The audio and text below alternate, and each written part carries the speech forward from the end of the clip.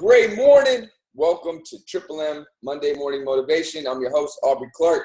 Roxy will be here soon. And happy Labor Day. It's Monday, September 5th. Brand new week. We're still starting out September, and it's the fourth quarter of 2016. I don't know about you guys, but I can already start to hear the 2017s coming up. I'm ready for 2017. I'm ready for 2017.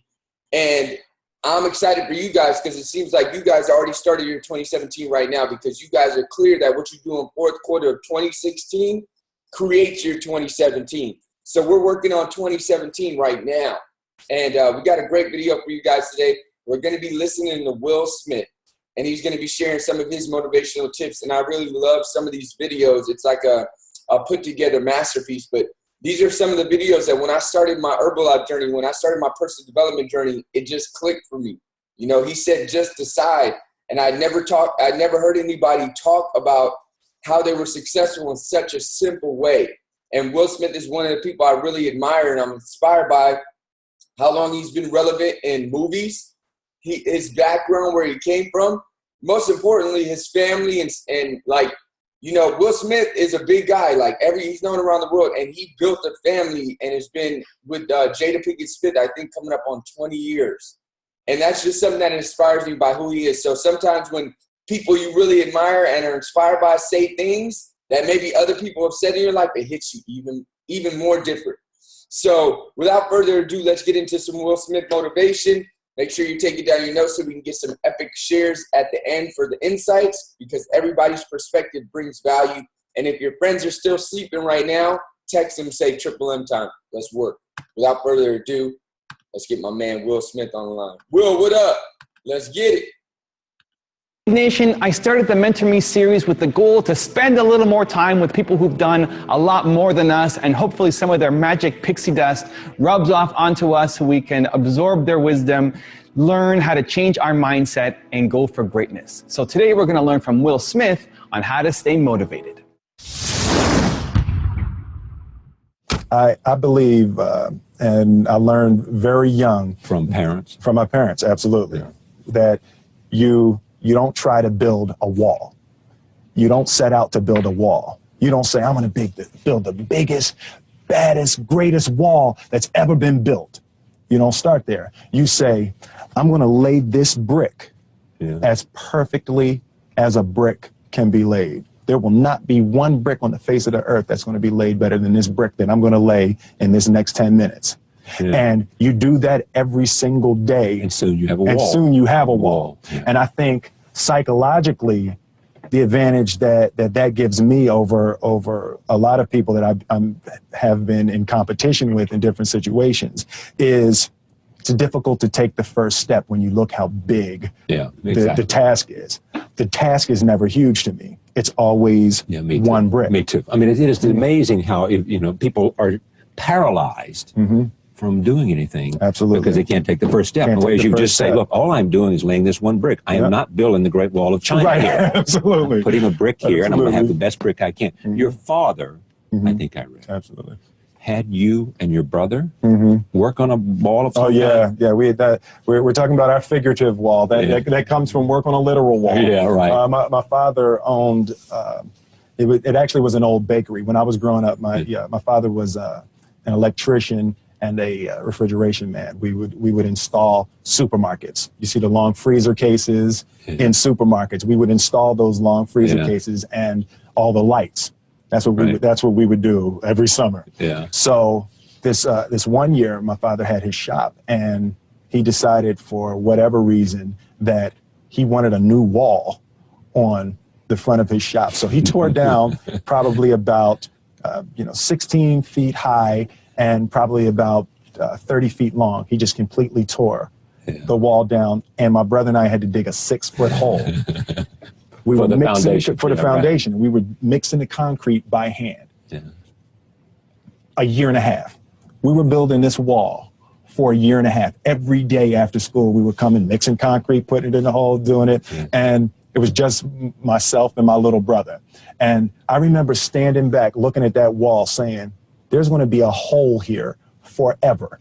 There will never be anything but a hole here. That's right. And a year and a half later, have that many days. I know. A year and a half later, we laid the final brick. Yeah. And my father stood back with my brother and I know he planned this. He says he didn't, but I know he had been planning this and writing this for his for the past 2 years. But we stood back, we looked at the wall, and he looked at me and my brother and said, "Now, don't y'all never tell me that you can't do something." And walked into the shop. As a child, my parents always told me you could be whatever you want to be. You could do whatever you want to do. And you know, that office, that position, the highest office on the face of the earth, it was something I heard my parents saying it, but I didn't totally believe it. Yet I went out in the world and I carried myself and I held my head high and I stood there and I looked people in their eyes and I talked to people as if I was deserving of everything that this planet has to offer.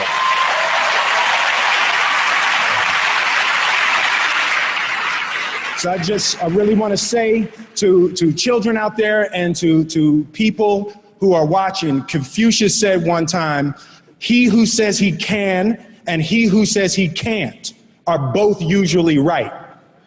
So I want to stand here before you, and as I hold this award, I want to give love to my wife, and I want you to keep in your heart, just know that you can. Know that you can. The separation of talent and skill is one of the greatest misunderstood concepts for people who are trying to excel, who have dreams that want to do things. Talent you have naturally. Skill is only developed by hours and hours and hours of beating on your craft. I've never really viewed myself as particularly talented. Where I excel is ridiculous, sickening work ethic. You know, while the other guy's sleeping, I'm working. While the other guy's eating, I'm working. There's no easy way around it. No matter how talented you are, your talent is going to fail you if you're not skilled. Mm-hmm. You know, if you don't study, if you don't work really hard and dedicate yourself to being better every single day, mm-hmm. you'll never be able to communicate with people, with your artistry, the way that you want. The only thing that I see that is distinctly different about me is I'm not afraid to die on a treadmill. You might have more talent than me, you might be smarter than me, but if we get on the treadmill together, right, there's two things. You're getting off first, or I'm gonna die. It's really that simple. Everybody who became an actor became an actor because they got something to say. That's very interesting. I never intellectualized it that way, but that is very true. For me, it has been to be that guy that does what people say can't be done, you know? And I think it started with trying to please my mother and trying to please my grandmother, and they always wanted higher for me. They always wanted more for me. And it got to the point that I wanted to be something. I wanted to be somebody. And it made me choose certain roles. It made me turn down certain roles. There is more than an image that I want to project. I want to be the person that is the first person there and the last person to leave. That's who I want to be, because I think that the road to success is through commitment and through the strength to drive through that commitment when it gets hard. And it is going to get hard, and you're going to want to quit sometimes, but it'll be colored by who you are and more who you want to be. I definitely found that wanting to be an actor stems from wanting to be somebody and wanting to say something to people. There's a certain delusional quality that all successful people have to have. You have to believe that something different than what has happened for the last 50 million years of history. You have to believe that something different can happen. Yeah, it's almost a kind of innocence. Absolutely. In other words, if you knew how difficult it was, right, you would have never gone down that path. Absolutely. You know, if somebody had said to Ali, no one can beat this guy. He's this much stronger, he's this much bigger. He's got that much bigger punch than you do. and he believed that, he would have said, never you got to have an take the innocence first that step. somehow, Absolutely. you know, I think that's a huge part of me, because, and I say to my friends all the time, and we laugh about it, I truly, honestly, as I sit here before you right now, as honestly as I can say it to you, I truly believe that I could be the president if I wanted to. And as bizarre as that may sound to people that have traveled the path before me and to people who actually know how difficult it is, foolish Will Smith honestly believes it's in here. Anytime you inject extremes into the universe, you can expect extremes to come back. I think that, you know, one of the best pieces of advice I ever got was, don't let your successes go to your head, and don't let your failures go to your heart. Do you follow that? I try. No, it's absolutely a difficult, even more so now with my wife and my children expanding into it, the scope of it is actually becoming more difficult to manage. The things that, almost in a spiritual sense, the things that you attract to yourself. And also, if you think about it in terms of altitude, the higher you go, the harder it is to breathe. There's less oxygen. And I think in that phrase, what I get from that with Marlon Brando, what happens is, if you think about it in terms of mountain climbing, the higher and the higher you get, the less oxygen there is, the harder it is to breathe as you get this successful space. And the first thing people want to do is get down. And what you do by getting down is self-destructive.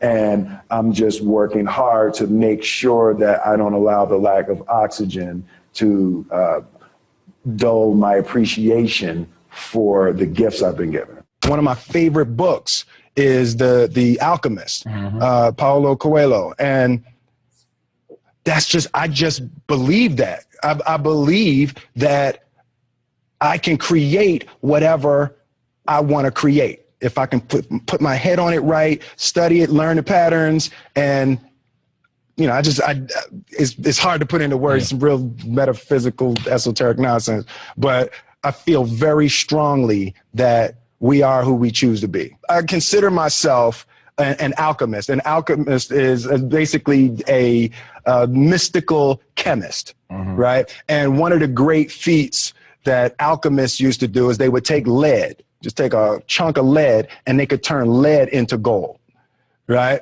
So the symbolism. Sounds like a good hustle. I know, right? When I leave here, give me some lead. Give me some lead. Exactly.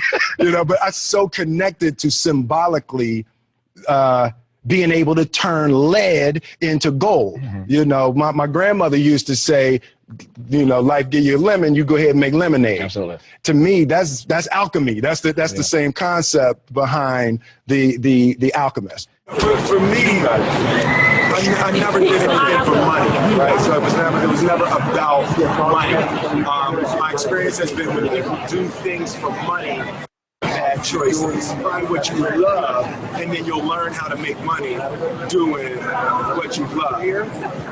When I changed careers, I was never changing to something for money. I was changing to something I love more, right? And that, to me, that's really the only way to keep the passion. If you have two choices, one is playing the piano, and another one is, you know, bowling. And you can make more money bowling, but you love playing the piano more, you got to play the piano. It's like you'll tear yourself apart if you're not doing the thing that you love most in life. And you know what it is right now. Right now, there's something that you love more than everything. Whatever it is that you love crazy has to be the thing that you dedicate your life. It's unrealistic to walk in a room and flip a switch and lights come on. That's unrealistic. Fortunately, Edison didn't think so. It's unrealistic to think you're going to bend a piece of metal and fly people over an ocean in that metal. That's unrealistic. But fortunately, the Wright brothers and others didn't believe that, and it just seems like such a ridiculous idea to me to embrace the idea that it's not going to happen, that's not real, for that to happen. As soon as you say it, now you just made that real. Fear is not real. The only place that fear can exist is in our thoughts of the future. It is a product of our imagination, causing us to fear things that do not at present and may not ever exist. That is near insanity, Qatar. Now, do not misunderstand me. Danger is very real, but fear is a choice.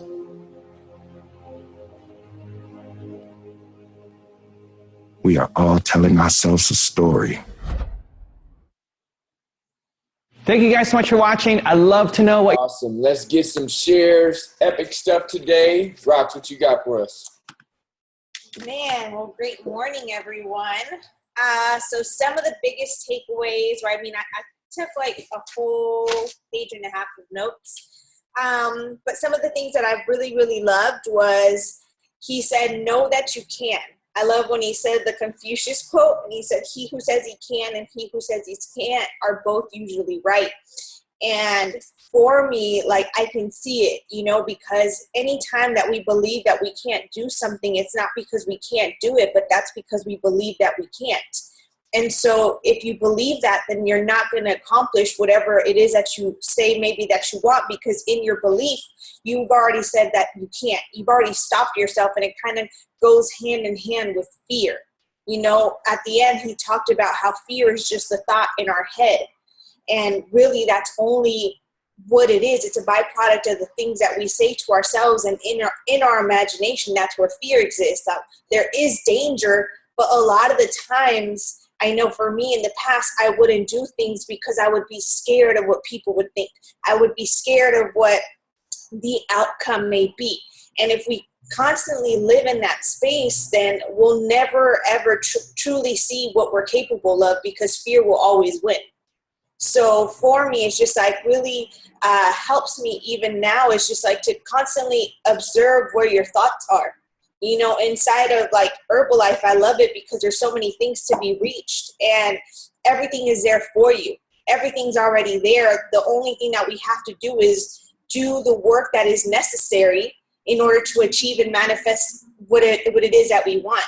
And it's already, everything is there. We just have to become it. And I really love too when he talked about laying the bricks. And every single day, don't focus on the big wall, but focus on laying each brick as perfectly as you can.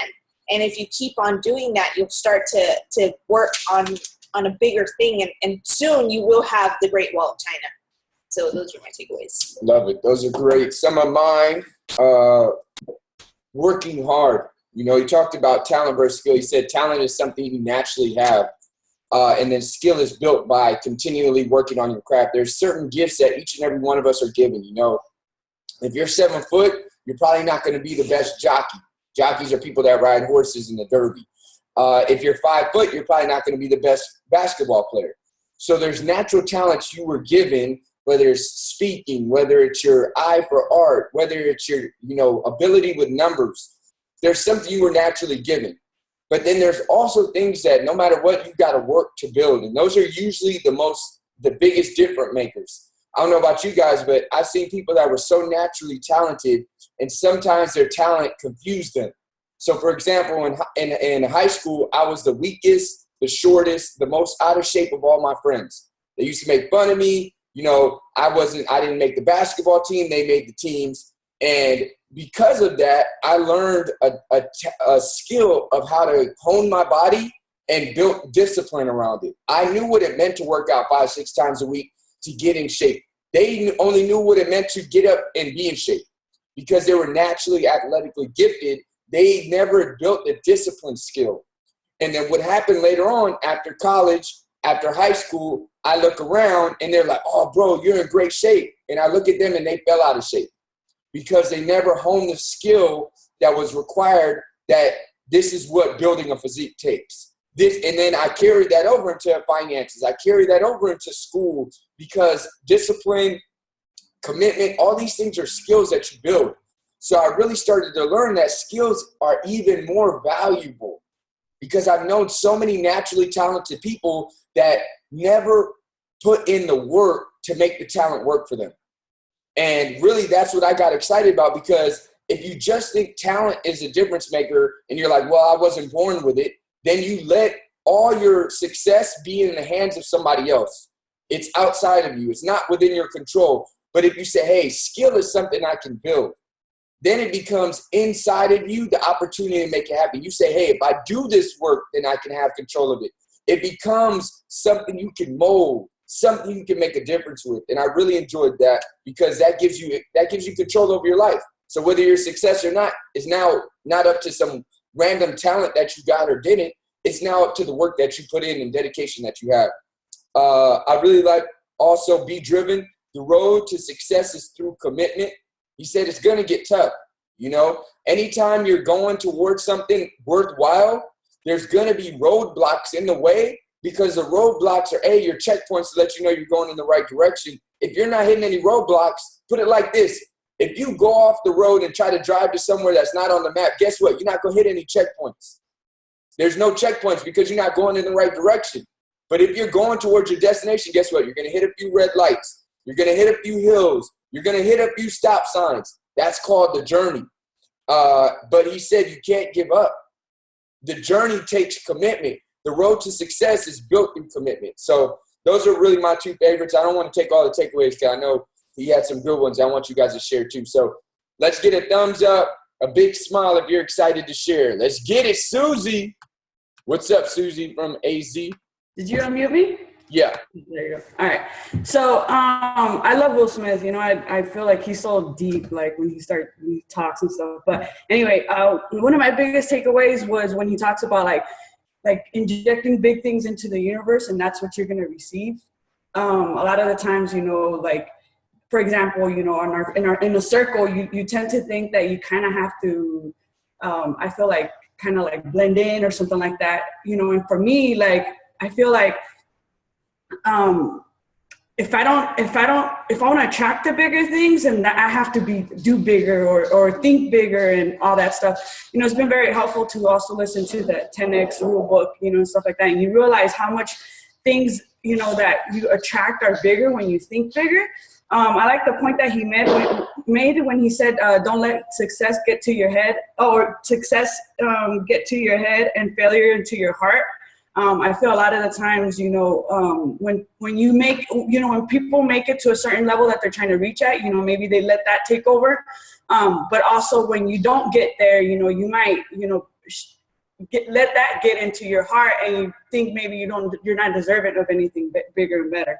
And I also like the be unrealistic. You know, a lot of people, it's kind of weird to hear somebody say be unrealistic, you know, because people are always like, oh, come on, common sense, be realistic, you know, throw words around like that. But in reality, if everybody was realistic, then, I mean, new things were going to be invented. I think he mentioned, was it the airplane or the boat? I mean, just things like that. You know, it took somebody to be unrealistic to come up with something that big that made such a, you know, huge change in the world, to be honest. So those are my takeaways. Super dope takeaways. I love that, being unrealistic, because you're right. We're told from you know, a young age, be realistic, be practical, you know, basically be safe. And it's people that want to protect us, but you gotta be unrealistic if you want your future to look different from your past. And also another thing that, you know, if you can get this concept, if you want your life to be different from your parents, you're gonna have to be realistic, because if you do what they did, you're gonna get what they got. But also one thing to remember is that the times change every single generation. So for example, there was a time in the Industrial Revolution where before that 90% of people lived on farms. Only 10% lived in cities. Now it's about 10% or less on farms, 90% in cities.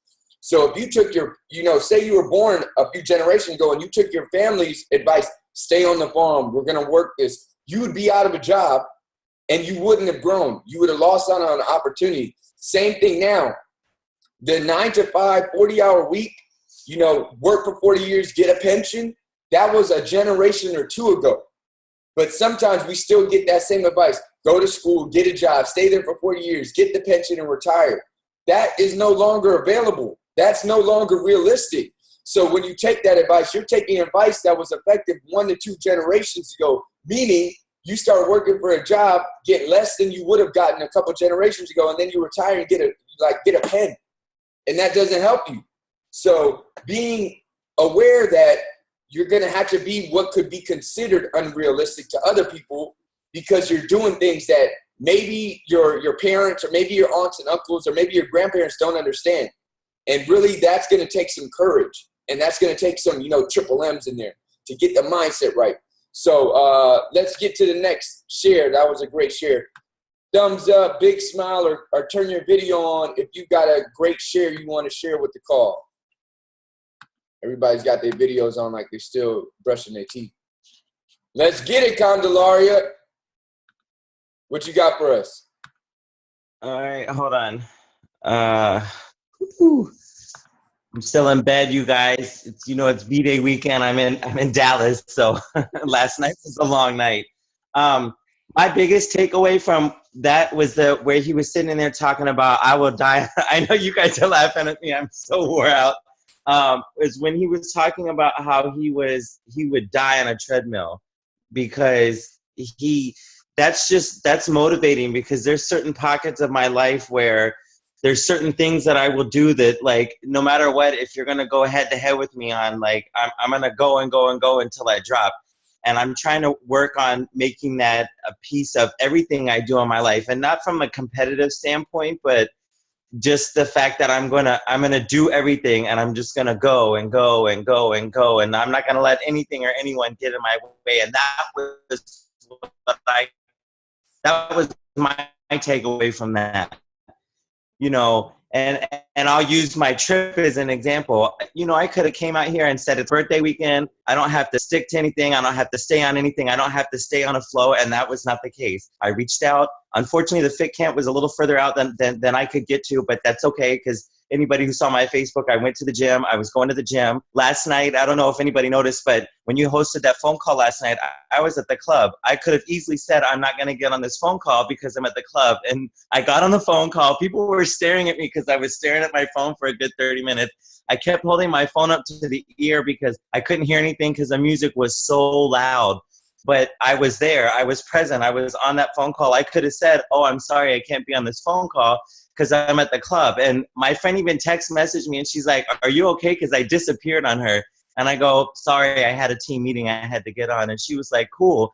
And when I apologized later, she was like, no, you're fine. But I think she was slightly impressed that here I am. I'm out having fun, and I broke all that so that I could be on the team meeting phone call. And I've just kind of been expressing to her about how important Herbalife is to me. And so that's what I'm getting out of him and what he said. I'm just going to keep going, and I'm going to be the dude that dies on the treadmill if you're next to me running. So that's been my biggest takeaway. Nice. Love it. Man, dedication right there. Out and, for his birthday weekend, still hopped on Triple M. Didn't know you were at the club last night on the team meeting, on the call. It's little things like that you got it right on the head. People will be inspired by that because most people don't have anything they're that passionate about in their life that they would do that for. And really, that's dope.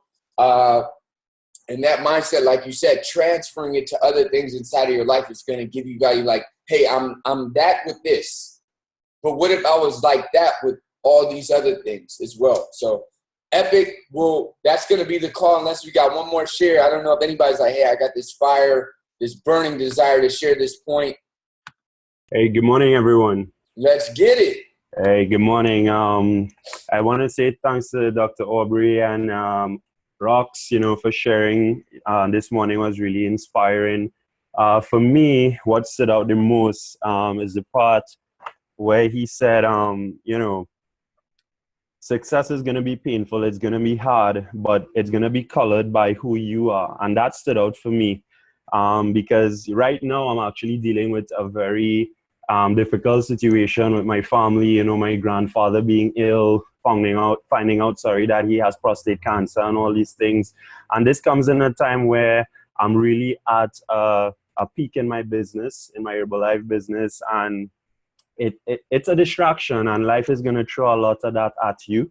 And this morning I was, just randomly going through my Facebook, and I saw the advertisement for the motivational call, and I said, let me get on and get inspired, get out of that mindset where I'm overwhelmed with negativity and overwhelmed with stress, because it's easy to be positive when everything is going fine, but what really makes us is who we are during the difficult period. So really, really inspired, guys. Thank you for everything, and great to be on this call.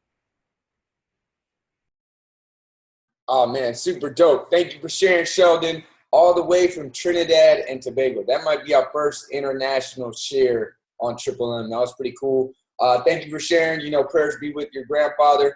And really why we do what we do is, so less and less of those stories happen as the preventative movement, the proactive movement, the wellness movement grows and grows. So, super excited as the things we do now have an impact in the future. I'm a physical therapist. I work with a lot of people who have, issues like cancers, joint replacement, diabetes, and all those things. And as I'm working with them, that's one of the biggest reasons I joined Herbalife, because it's like an ounce of prevention is worth a pound of cure. So I said, hey, could I work with these 70, 80, 60-year-olds and I can help them a little bit? Or what if I was a part of a movement that helped 20, 30, 40-year-olds live a different lifestyle, so when they're 60, 70, and 80, they have less issues like that? And, I hope he's going to be all right, but just know that the work you're doing now and the work we're all doing inside of Herbalife is to hopefully, Herbalife doesn't cure anything, but when you live this healthy, active lifestyle and put the right things in your body and have the right nutrients, your body was built to be healthy. Your body wasn't built to be sick. And really when you're sick, it's your body trying to get something out.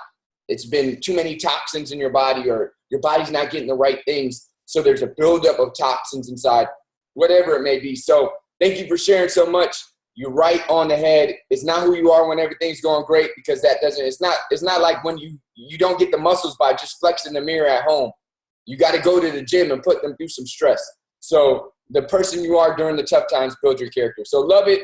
Epic Monday. Happy Labor Day, you guys. It's about to be a brand new week. It's going down.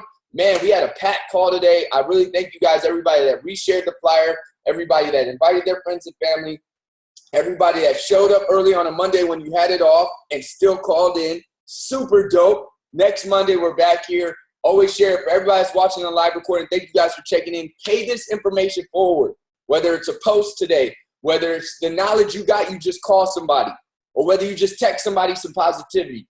Pay it forward, and the ripple effect from what we build here together can be enormous. So thank you guys. I'm going to unmute everybody.